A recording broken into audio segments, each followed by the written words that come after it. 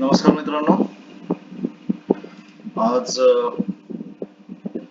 24 April post market video analysis आपण करणार आहोत आणि सोबतच उद्यासाठी आपण मार्केटच्या काय लेवल असतील ते बघूया.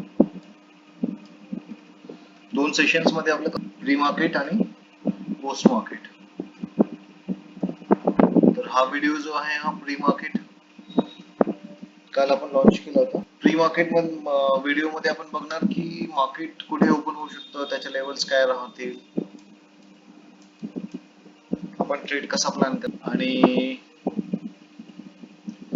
पोस्ट मार्केट मध्ये आपण बघणार की आपण जे अनालिसिस केलं होतं मार्केट त्या हिशोबाने केलं का, आपण दिवसभर काय केलं, कुठल्या टाईपचे ट्रेड घेतले, असे हिट केलेत की मध्ये आपण डेली 9 ते 11 2 तास आपण फर्स्ट हाफ मध्ये मार्केटमध्ये बसण्याचा प्रयत्न करणार. डायरेक्ट आपल्याला सांगण्याची परमिशन नसल्यामुळे आपण तुम्हाला एक व्हिडिओ सिरीज सुरू करणार आहोत ज्यामध्ये बेसिक्स तुम्हाला क्लिअर होतील, त्याला ट्रेड कसं करायचं, बेसिक्स. पूर्ण शेअर मार्केट शिकण्याची गरज नाही, जे शिकणं आवश्यक आहे तेवढं आपण तुम्हाला इथे शिकवणार आहोत बेसिक कोर्स मध्ये. त्याच्या बेसवरती तुम्ही 24 तारखेला आणि याची ही क्लोजिंग तुम्हाला दिसत असेल, सपोर्ट लेवल मार्केटची. एकंदरीत जिथे मार्केट ओपन झालं त्याच्या वरती क्लोजिंग दिलेली आहे मार्केटने. आपली जी लेवल होती 0.5 ची लेवल ही आहे डे हाय आणि डे लो. मार्केट आज तुम्ही बघितलं तर कालच्या रेंज मध्येच मार्केट तुम्हाला ट्रॅव्हल करताना दिसेल आणि आपण कालच सांगितलं होतं की इथे आपल्याला ट्रेड घ्यायचा नाही आहे कारण हा नो ट्रेड झोन राहील. स्कॅल्पिंग तुम्ही करू शकता. बॉटमला जर तुम्हाला मार्केट मिळत असेल तर तुम्ही तिथे त्याला परचेस करा.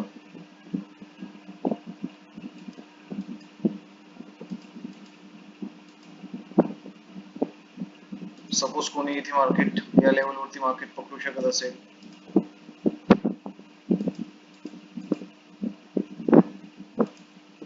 आणि या लेवलला मार्केट सोडू शकत असेल तर तुम्ही एक चांगल्या पद्धतीने स्कॅल्प. कालच्या लेवलनुसार मार्केट मी आपल्याला इथे क्लोजिंग दिलेली आहे आणि कॅन्डल फुल बॉडी क्लोज झाल्यानंतर आपण तिथे एंटर करू शकतो मार्केटमध्ये. तर आपली जी एंट्री असणार आहे ती एंट्री प्रॉफिट बुक करायचं किंवा एसएल कसा बुक करायचं ते आपण बघणार आहोत. इथे आपण एंटर करणार, एक्झिट कसं करणार ते बघूया आपण. याच्या क्लोजिंगला ही ग्रीन जी तुम्हाला लाईन दिसते ही तुमची एंट्री असणार आहे. एसएल तुम्ही काउंट करणार आहात, त्या कॅन्डलचा स्लो तुमचा एसएल असणार आहे म्हणजे 5.59 म्हणजे जवळपास 5.5-6 पॉईंटचा एसएल तुमचा बनतो आणि 1:1 आणि 1:2 हे आपलं टार्गेट बुक करण्याची पद्धत असते. जर आपण बघितलं 6 पॉईंटचा जर एसएल पकडला तर आपल्या पहिल्या कॅन्डल मध्ये तुमचं 1:1 टार्गेट बुक झालेलं आहे आणि टोटल जर बघितलं तर 25-26 पॉईंट आपल्याला इथे मिळाले म्हणजे 6-24 4 पट आपण प्रॉफिट आपलं बुक झालं असतं. एक छोटासा ट्रेड होता हा 6 पॉईंटचा एसएल 24 पॉईंटचं टार्गेट. पण आता 24 पॉईंट बुक करणं हे पॉसिबल होत नाही. त्याचं रिझन मी तुम्हाला सांगतो कसं. तर ऑफलाईन मार्केटमध्ये आपल्याला हे फार सोपं दिसतं की आपण असं केलं असतं आणि असं झालं असतं. आता रिअलिटी मध्ये काय होतं बघा, इथे आपण एंट्री केली, हा तुमचा एसएल आहे. एसएल मी रेड लाईन ने दाखवतो. आता हा एसएल तुम्ही ट्रेल करणार ना, जेव्हा ह्या कॅन्डलने क्लोज दिलेला आहे वरती तर आपल्या हातातलं 26 पॉईंट आपण जे बोललो ऍक्च्युअल मध्ये एवढं प्रॉफिट बुक होत नाही कारण की हाय कुठला आहे आपल्याला समजणार आहे ना. म्हणून या पद्धतीने आपण 4-3-12 4-16 7-12 7-18 म्हणजे जवळपास 2-2.5 पट आपण असता तर त्याची एंट्री कुठे झाली असती, या कॅन्डलच्या क्लोजिंगला त्याने एंटर केलं असतं आणि या कॅन्डलचा हाय जो आहे पुन्हा 6.5-7 पॉईंटचा एसएल आपला समजूया आपण आणि टार्गेट आपण किती बुक करतोय ते बघू.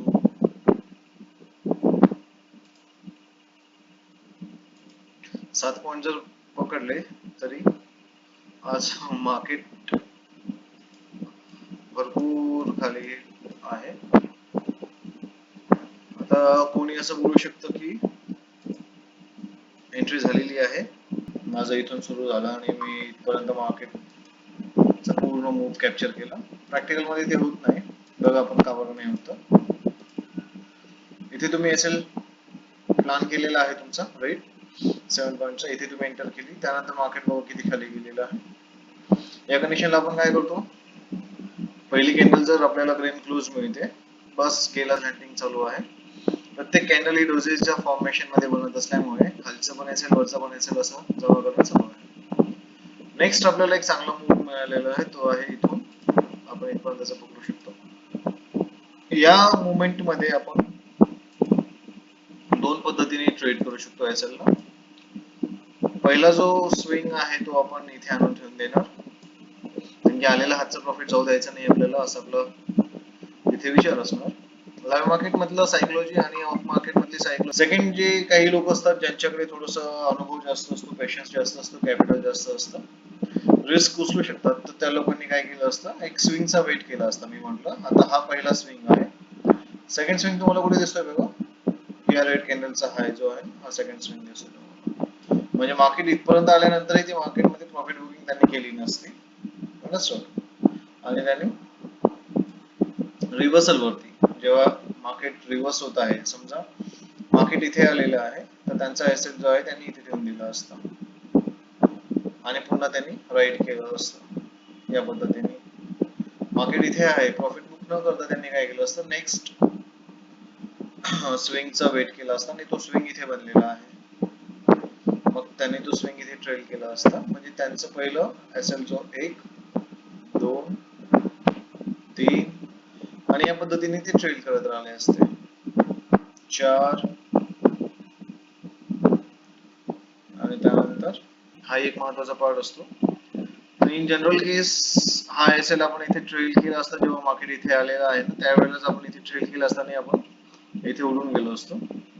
थोडीशी हिंमत ठेवली असती, जर आपण नाही आपण इथे एसएल घ्यायची तयारी ठेवली असती, तर आपला जास्तीत जास्त एसएल इथे ट्रेल झाला असता आणि त्यानंतर सेकंड एसएल आपला इथे उडाला असता. म्हणजे एक तर 9 पॉईंट घेऊन आपण मार्केटमधून बाहेर निघालो असतो, किंवा आपण 17 पॉईंट घेऊन बाहेर निघालो असतो. म्हणजे 1:1 किंवा 1:2 मध्ये आपण मार्केटमधून आउट. पूर्ण रॅली कॅप्चर करण्यासाठी फार फार फार जास्त दम लागतो. तर हे झालं आजचं अनालिसिस. पुन्हा काही ट्रेड मिळालेले नाही आहेत. इथे दिसतं आपल्याला की इथे एंट्री केली असती, इथे एंट्री केली असती, इथे कुठे घुसलो असतो आपण वगैरे वगैरे, तर ते पॉसिबल होत नाही, कारण मार्केट आपल्याला एक स्ट्रक्चर दाखवतो आणि जोपर्यंत कन्फर्मेशन येत नाही तोपर्यंत आपण काही एंटर करू शकत नाही. आपण वेट केला असता की या साईडने मार्केट कुठेतरी ब्रेकआउट देईल, डायरेक्ट इथे एंटर करू देण्याचा काही चान्स वगैरे दिलेला नाहीये, बिकॉज एंटर कुठे गेलो असतो आपण, एंटर करण्याच्या लेवल्स असतात आपल्या, या लेवलवरती मार्केट सस्टेन करत नाही आहे, हे आपल्याला बेसिक आहे आपलं, याला बोलतो आपण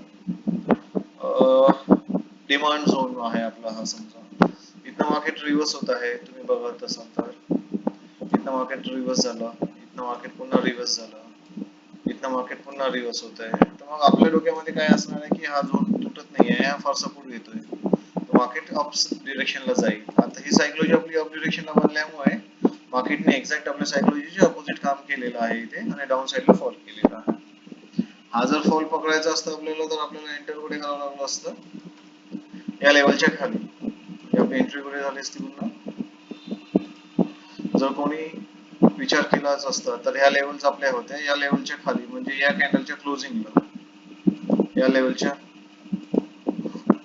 या लेवलला जवळपास कुठेतरी कोणी एंटर केलं असतं आणि जो एसएल राहिला असता तो स्विंग आहे आपला ऍज इट इज. आता एसएल आणि याच्यामध्ये एंट्री मध्ये कितीचा डिफरन्स आहे आपण बघूया. जवळपास आपल्याला 22 पॉईंटचा एसएल बनला असता आणि टार्गेट आपल्याला जे मिळालेलं आहे ते दिसायला 45 पॉईंट दिसतं, पण फॅक्ट मध्ये आपण त्याला 24 पॉईंट 1:1 पर्यंत आपण त्याला बुक केलं असतं.